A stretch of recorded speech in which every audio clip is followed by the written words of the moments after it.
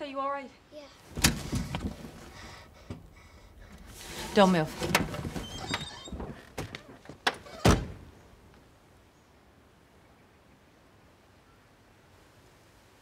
Are you okay?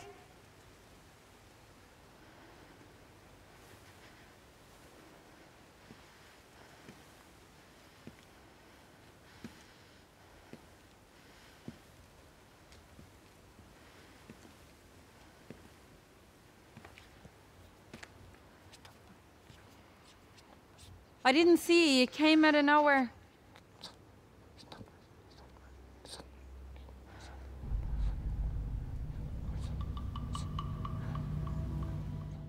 Where did the inspiration for the story come from? The inspiration for The Hole in the Ground came from a couple of different places. It wasn't a light bulb moment. It was a combination of some news articles, one specific one that I'd read about a man who was watching TV at home in an armchair and the earth beneath him collapsed. Small sinkhole took him and he was never recovered. And I thought that was quite a terrifying concept, to just be relaxing in your home and for the rug to be pulled from beneath you. And that kind of led me, I was thinking and researching sinkholes, and at the same time I was working on some narratives around a mother and a son, and a sense of mistrust that might build up between them, or the refinding of a relationship after a trauma and trying to rebuild trust. And then in the middle of all of that was this title, The Hole in the Ground, that just kind of was stuck in my head. So kind of bringing those things together over a reasonably slow period of time at first while I was working on some other projects. But it was the thing that just kept on coming back and kind of forced its way through to the top of the creative queue. And what attracted you to the story? The story itself really attracted me.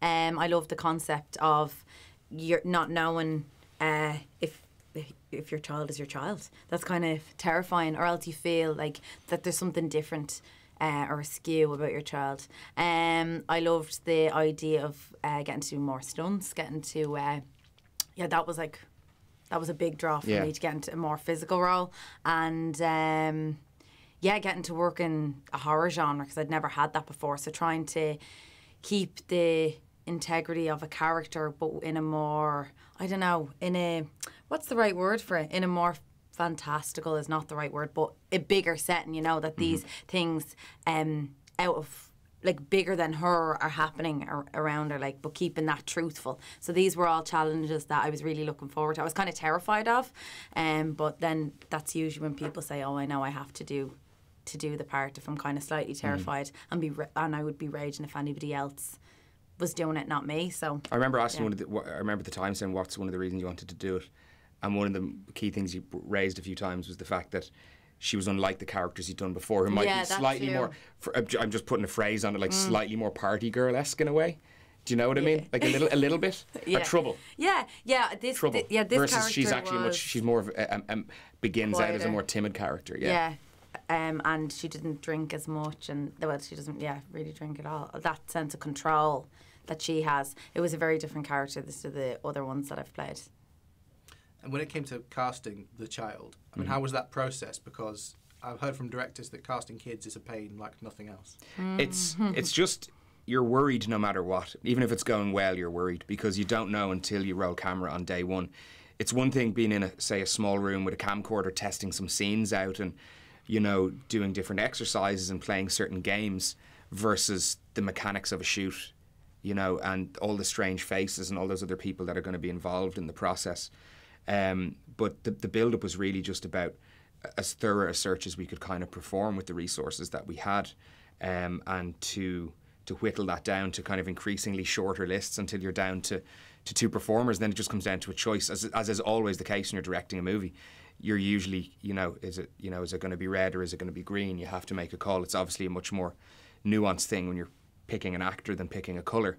But it really just then comes down to your guts and your instinct and making that call. And you're never convinced, I think, with any actor. You're as convinced as you can be, but you need to get that first day or two under the belt. And part of that process as well is also maybe seeing where your own strengths and weaknesses lie in working with that actor, how you need to communicate. But I was pretty lucky, and I was also able to focus on quite a small cast in the film as well, which was great. We were all able to really spend time and not spread our kind of attention too widely, which was good.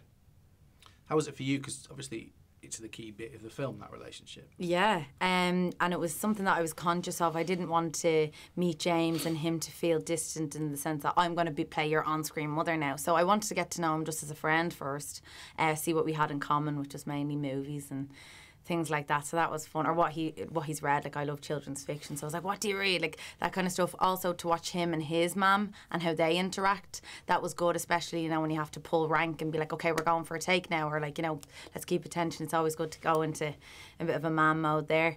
But yeah, and I know I had said to you at one point, that is one of the terrifying things when you're acting opposite a child, that you know, if you can't dissect the scene and say what isn't working here, what is working here.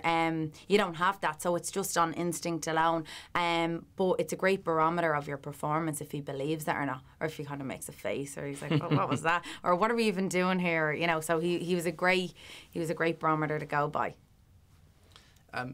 It's quite, aside from the key two, it's a great ensemble cast as well. I mean, was it easy putting together? Did you get everybody you wanted, or yeah, we did. I remember, it's funny, James Cosmo, who I've always just absolutely loved, and he was in another Irish horror movie called Citadel, which was quite a few years ago. And when I got a list sent through from our from our kind of casting agent, I was like, oh, not James Cosmo, because he's been in an Irish horror movie before. And then I kind of thought about other people, and then came back around, it's like, no, it's got to be James Cosmo. And it was nice, you know, wrote him a letter and explained to him what the role was. And, you know, although he was there for a shorter period of time than you and the rest of the cast completely, he was such a gentleman to work with. Like, and people say that all the time about people. Genuinely one of the nicest men I've ever met. He was, and his Irish accent is brilliant. Yeah. Doesn't happen very often. He can do the Celtic thing very easily. He can step into that role. Very good. Yeah, it was really nice. And yeah, like with Simone and Kirby and Steve Wall, and you know, it was kind of fun, and I think everybody enjoyed their moment that they had as well, which is nice. And I think it was good for you when some grown-ups kind of, because I think we have about 2 weeks of just you and James like before we actually kind of brought, you know, other grown-ups, someone over 18 into the mix that you could talk to. And having said that horror was a new leap for you, how did the experience of making a horror film kind of compare to your expectations? I mean, like, technically, I mean, was it what you expected?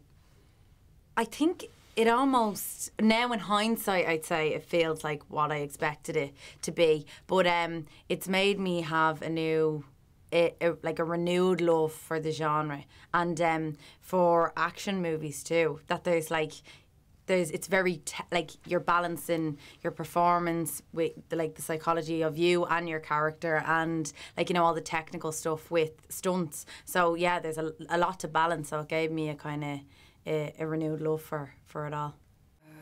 Chris, wait! Chris! Christopher! Mum? Never run off me like that again, okay? There were 3 loud knocks coming knocking on the door.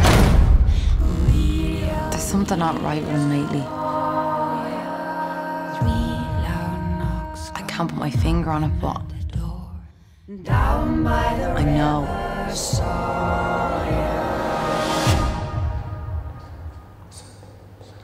not your boy.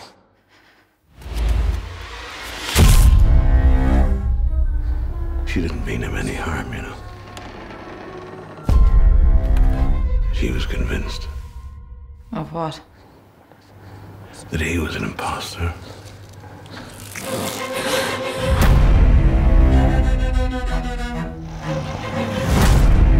I know I sound crazy, but if it was yours, you would know. What's wrong with you, Mommy? Mommy, where are you?